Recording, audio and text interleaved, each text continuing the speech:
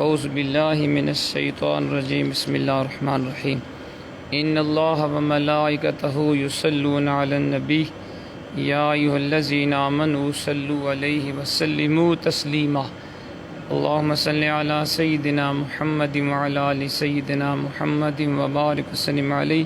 پڑھیے الصلاۃ والسلام علیک یا سیدی یا رسول اللہ وعلی آلک واصحابک یا سیدی یا حبیب اللہ. حضرت محترم، آپ جانتے ہیں یہ ماہ مقدس محرم الحرام ہے اور آج اس کی 5 تاریخ ہے. یہ مہینہ ہمیں اللہ کے پیارے محبوب علیہ الصلاۃ والسلام کی اہل بیت، خاص طور پہ سیدنا امام حسین، آپ کے دیگر رفقا جو میدان کرب و بلا میں شہید ہوئے، ان کی یاد دلاتا ہے. تو میرا خیال ہے ہمیں یہ جو پہلا عشرہ ہے، ان میں خاص طور پہ ہمیں اہل بیت کی سیرت کو پڑھنا چاہیے، ان کی شان کو پڑھنا چاہیے کہ انہوں نے کیسے زندگی گزاری، اللہ رسول کی بارگاہ میں ان کا مقام کیا ہے، پھر دین اسلام کے لیے ان کی قربانیاں کتنی ہیں، تاکہ ہمارے اندر بھی جذبہ پیدا ہو کہ ہمیں بھی اسلام کے لیے کوئی خدمت اسلام کی کرنی چاہیے.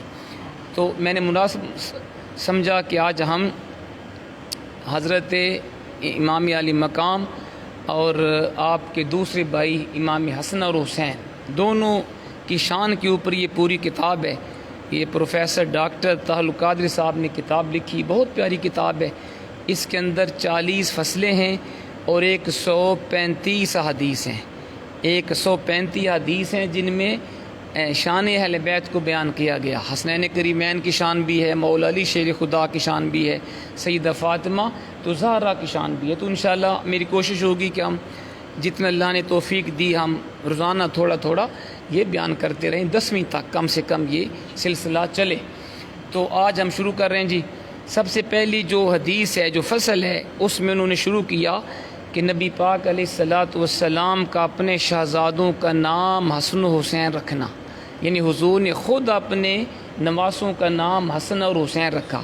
حدیث پاک کیا، حضرت مولا علی شیر خدا رضی اللہ تعالیٰ عنہ فرماتے ہیں کہ لما ولد حسن سموا حمزہ، جب حضرت حسن کی ولادت ہوئی تو ہم نے اس کا نام حمزہ رکھا کیونکہ حمزہ آپ جانتے ہیں کہ یہ حضور کے چچا جان کا نام ہے. تو حضرت آپ یوں کہیں کہ حضرت علی نے اپنے چچا کے نام پہ رکھا اپنے بیٹے کا نام. تو کہتے ہیں جب حضرت حسین کی ولادت ہوئی تو پھر میں نے ان کے یعنی حضرت امام حسین کے چچا جعفر بن ابی طالب کے نام پہ ان کا نام رکھا جعفر. حسین کا نام مولا علی نے رکھا جعفر. کہتے ہیں اللہ کے حبیب نے مجھے بلایا تو آپ نے فرمایا مجھے حکم دیا گیا میں دونوں نام بدل دوں، جو تم نے حسن کا نام رکھا حمزہ میں اس کو بھی بدل دوں، حسین کا نام علی تم نے رکھا جعفر میں اس کو بھی بدل دوں. تو میں نے کہا اللہ اس کے رسول بہتر جانتے، حضور جیسے آپ مناسب سمجھیں. تو مولا علی شیر خدا فرماتے ہیں فسماہما حسنا و حسینا، تو حضور نے میرے صاحبزادوں کا نام حسن اور حسین رکھا. یعنی حضور نے فرمایا اس کا نام بڑے کا نام حسن رکھو اور چھوٹے کا حسین رکھو. یہ حدیث مسند امام محمد بن حنبل کے اندر بھی ہے، مسند ابو یعلا کے اندر بھی ہے، المستدرک کے تقریباً 8 کتب حدیث کا یہاں پہ حوالہ ہے. یعنی کم سے کم 8 حدیث کی کتب میں یہ حدیث آئی ہے. اسی طرح اگلی حدیث بھی اس سے ملتی جلتی ہے. حضرت سلمان رضی اللہ تعالیٰ عنہ راوی ہیں، حضور نے فرمایا کہ میں نے ان دونوں کا نام حسن اور حسین رکھا. کیوں رکھا؟ ہارون علیہ السلام کے بیٹوں شبر اور شبیر کے نام پر. حضرت ہارون کے بڑے بیٹے کا نام تھا شبر اور اس کا معنی حسن، چھوٹے کا نام شبیر اس کا معنی حسین. تو حضور نے حضرت ہارون علیہ السلام کے صاحبزادوں کے نام پر اپنے نواسوں کے نام رکھے. تیسری حدیث حضرت سالم رضی اللہ تعالیٰ عنہ روایت کرتے ہیں کہ حضور نے فرمایا میں نے اپنے دونوں بیٹوں کا نام حسن اور حسین رکھا حضرت ہارون کے بیٹوں شبر اور شبیر کے نام پر. یہ بھی اسی طرح کی حدیث ہے. اگلی حدیث جو ہے نا یہ جناب یہ ہے کہ حضرت اکرمہ رضی اللہ تعالیٰ عنہ روایت کرتے ہیں کہ جب حضرت سیدہ فاطمہ زہرا سلام اللہ علیہا کے ہاں حسن بن علی کی ولادت ہوئی تو وہ اسے لے کر حضور کی بارگاہ میں حاضر ہوئیں. تو حضور نے نام رکھا خود حسن، بڑے صاحبزادے کا نام حضور نے حسن رکھا.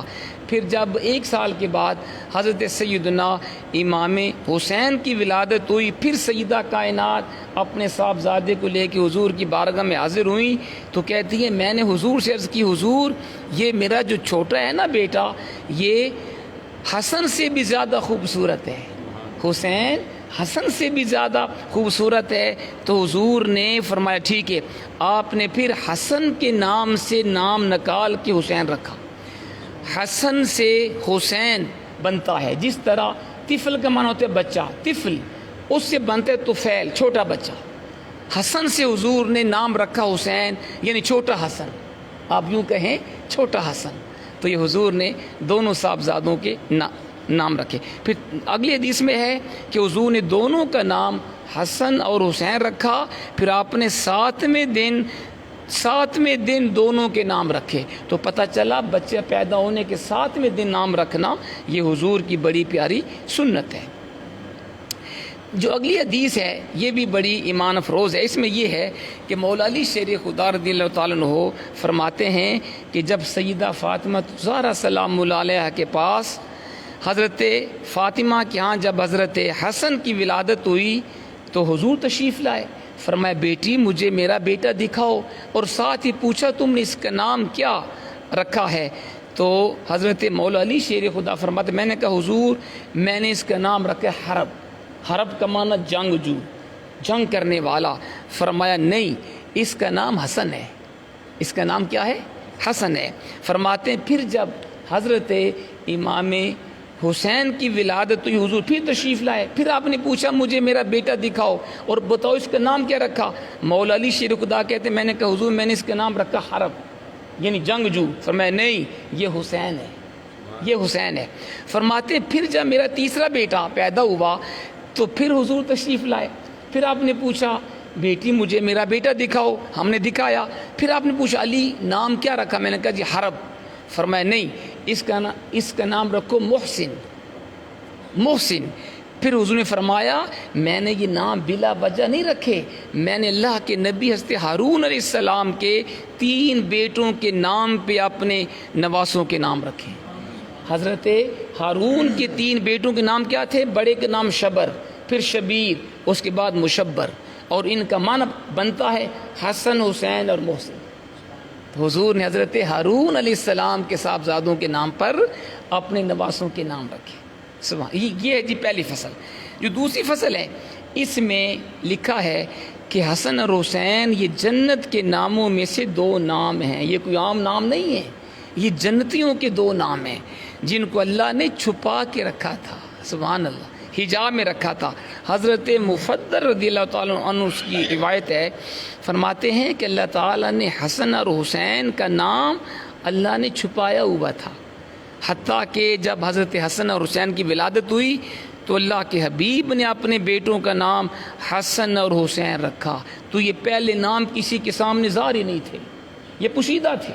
اگلی حدیث حضرت عمران بن سلیمان کی روایت ہے، کہتے ہیں کہ حسن اور حسین اہل جنت کے ناموں میں سے 2 نام ہیں، یہ کوئی عام نام نہیں ہے، اہل جنت کے ناموں میں سے 2 نام ہیں، اور یہ زمانہ جاہلیت میں کسی کا نام نہیں تھا، یعنی اسلام سے پہلے کسی نے اپنے بچوں کے نام حسن اور حسین نہیں رکھے۔ تیسری فصل اس کا عنوان ہے کہ حضور نے فرمایا حسنین کریمین میرے 2 بیٹے ہیں، میرے بیٹے ہیں۔ حضرت عبداللہ بن مسعود رضی اللہ تعالیٰ عنہ کی روایت ہے، فرماتے ہیں کہ میں نے اللہ کے حبیب کو دیکھا، آخذ بید الحسن والحسین، حضور نے حضرت امام حسن اور حسین کا ہاتھ حضور نے پکڑا اور آپ نے فرمایا ہازان ابنایا، لوگوں سنو یہ دونوں میرے فرزند ہیں، یہ دونوں میرے بیٹے ہیں۔ اور اگلی حدیث میں سیدہ خاتون جنت سلام اللہ علیہا فرماتی ہیں حضور ایک دن میرے گھر میں تشریف لائے اور آپ نے پوچھا حسن و حسین کہاں ہیں، حسن و حسین کہاں ہیں؟ کہتے ہیں میں نے کہا جی مولا علی ان کو لے کر باہر کھیلنے کے لیے ان کو لے کر گئے ہیں۔ تو حضور باہر نکلے کہ میں دیکھوں میرے بچے ٹھیک تو ہیں؟ فرماتے ہیں حضور باہر تشریف لائے تو آپ نے ایک پانی کے گھاٹ پہ حسن و حسین کو کھیلتے ہوئے دیکھا، دونوں صاحبزادے کھیل رہے تھے، مولا علی بھی وہاں پہ موجود تھے، تو آپ نے جب دیکھا کہ دونوں پانی کے چشمے کے پاس کھیل رہے تھے، ان کے پاس کچھ کھجوریں بھی تھیں، تو حضور نے حضرت مولا علی شیر خدا کو علی سنو، گرمی شروع ہونے سے پہلے پہلے میرے بیٹوں کو اپنے گھر میں واپس لے آنا۔ ذرا غور فرمائیں حضور کی محبت کتنی تھی۔ حسن اور جناب حسین سے فرمایا علی جب دھوپ شروع ہونے سے پہلے پہلے میرے بچوں کو نہلایا ہوگا، اور جب پوری ان کی اہل بیت کے 72 تن اور عزیز و اقارب کے جب وہ لاشیں پڑے ہوئے ہوں گے، اور جب وہ مصائب و علام کا شکار ہوں گے، تو اللہ کا حبیب گنبد خضرا میں حضور کو کتنی تکلیف ہوئی ہوگی۔ کیوں جی؟ اگر بچپن میں حضور کو یہ بھی گوارا نہیں کہ دھوپ میں میرے بیٹے رہیں، تو جب میدان کرب و بلا کی تپتی ریت کے اوپر اور خاک کے اوپر اور مٹی کے اوپر اور بھوکے پیاسے حضور کے نواسوں نے جب یہ دین اسلام کے لیے قربانیاں دی ہوں گی، اور یزیدیوں کوفیوں نے جب ظلم کی انتہا کی ہوگی، حضور کے دل اقدس پہ کتنی پریشانی گزری ہوگی۔ اللہ اکبر۔ حضرت مسیب بن نجبہ روایت کرتے ہیں مولا علی سے کہ حضور نے فرمایا ہر نبی کو اللہ نے 7 نجیب اور نقیب عطا کیے۔ نجیب کا معنی اچھے دوست، فرمایا ہر نبی کو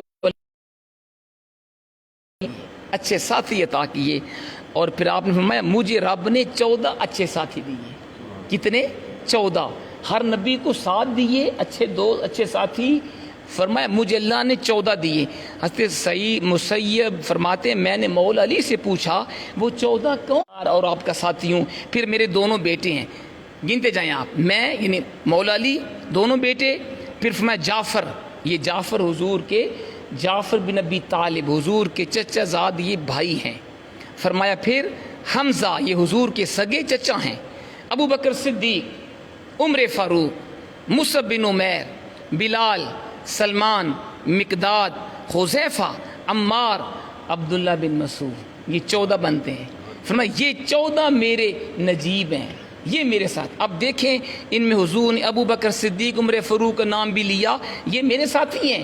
اب آج کا کوئی بدبخت 100 کارڈ مسلم اٹھے اور کہے جی کہ یہ خلیفہ غاصب تھے، معاذ اللہ، یہ خلیفہ برحق نہیں ہے، مولا علی خلیفہ اول ہیں، وہ خلیفہ بلا فضل ہیں، وہ کتنا جاہل ہے۔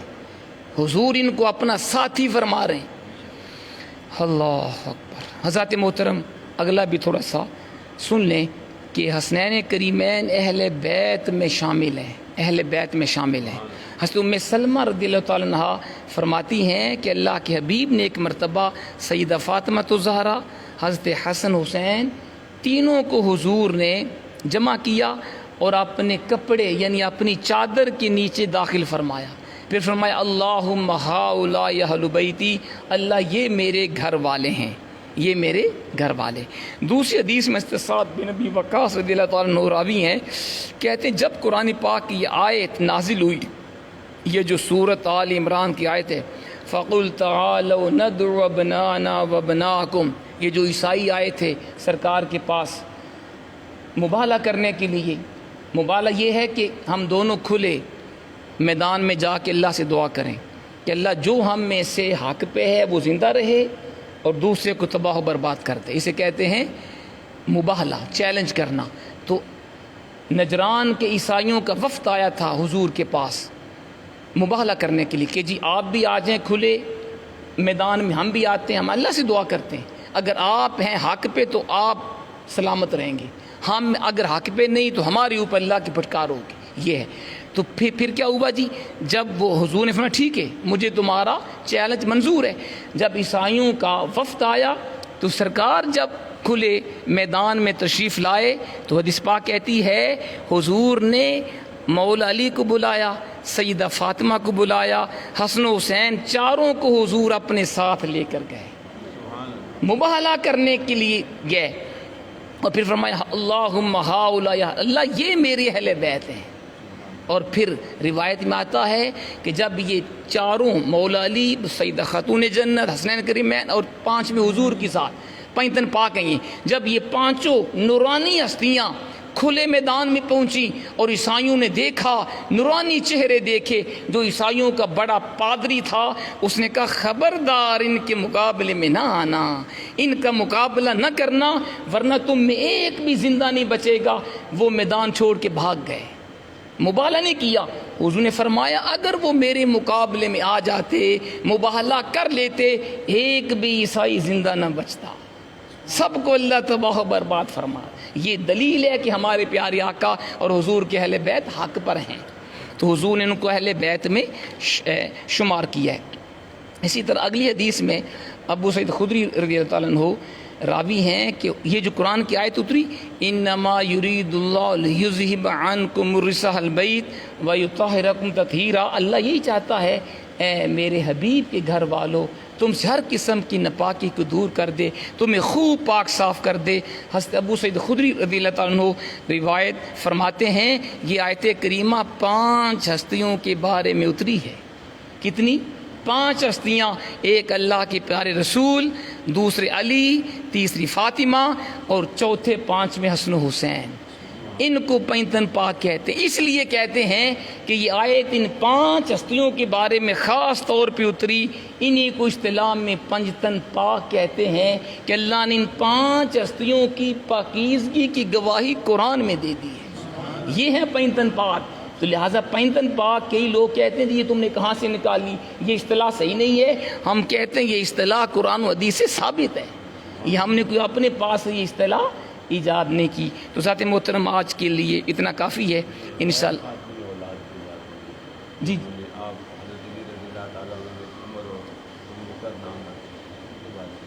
جی جی جی ایک تو بات جناب یہ ہے کہ یہ جو ہے نا 4 ہستیاں ان کو حضور نے خصوصی طور پہ اپنی اہل بیت میں شمار کیا ایک، لیکن میں نے جمعے کے اوپر بھی آپ کو بتایا تھا کہ صرف یہی ہستیاں اہل بیت نہیں ہیں، حضور کی تمام ازواج مطہرات بھی اہل بیت ہیں، یہ مسئلہ ذہن میں رکھیں۔ حضور کی تمام ازواج مطہرات حضور کے اہل بیت ہیں، حضور کے خاندان کے لوگ، خاندان بنو ہاشم، بنو عبد المطلب، ان میں جو مسلمان تھے، خاص طور پہ حضور کے سگے چچا حضرت عباس اہل بیت ہیں، حضرت حمزہ اہل بیت ہیں، حضور کی پھوپھی حضرت صفیہ اہل بیت ہیں، حضور کے تمام ازواج مطہرات اہل بیت ہیں، اور اسی طرح حضور کی تمام اولاد پاک، حضور کے صاحبزادے، حضور کی صاحبزادیاں، آپ کے نواسے، آپ کی نواسیاں، یہ تمام اہل بیت میں شامل ہیں۔ یہ کہنا کہ صرف یہی ہستیاں اہل بیت ہیں، حضور کے ازواج مطہرات اہل بیت نہیں ہیں، یہ ظلم ہے، یہ قرآن و حدیث کے خلاف ہے۔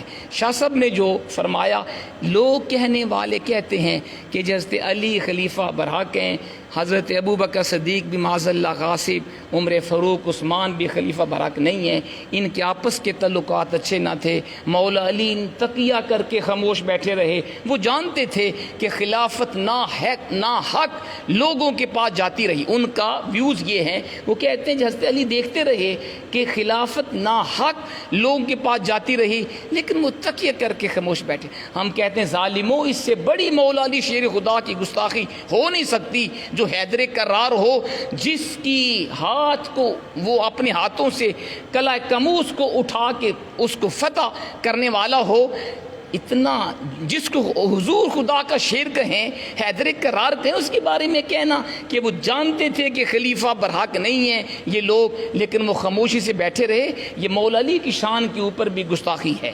ہم کہتے ہیں ایسا نہیں ہے۔ شاہ صاحب نے جو اشارہ کیا وہ یہ ہے کہ اگر یہ ہستیاں آپس میں دشمن ہوتی تو کبھی بھی مولا علی شیر خدا اپنے صاحبزادوں کے نام ان خلفاء کے نام پہ نہ رکھتے، آپ نے اپنے صاحبزادیوں کے نام رکھے، ایک بیٹے کے نام ابو بکر، ایک نام عمر، عثمان، یہ کیوں نام رکھے؟ تاکہ دنیا کو پتہ چلے یہ میرے بھائی ہیں، ہم آپس میں بھائی ہیں، ہم مخالف نہیں ہیں۔ ایک اور بات بھی سن لیجئے، جو لوگ حضرت عمر فاروق کی زبان ان کی شان میں گستاخی کرتے ہیں، ابو بکر صدیق کی شان میں، وہ سن لیں کہ مولا علی شیر خدا کی صاحبزادی حضرت عمر کے نکاح میں ہے، یہ ان کی اپنی کتابوں کے اندر بھی ہے لکھا ہوا۔ ام کلثوم مولا علی شیر خدا کی غیر فاطمی اولاد تھی اور اس کی شادی عمر فاروق سے ہوئی ہے۔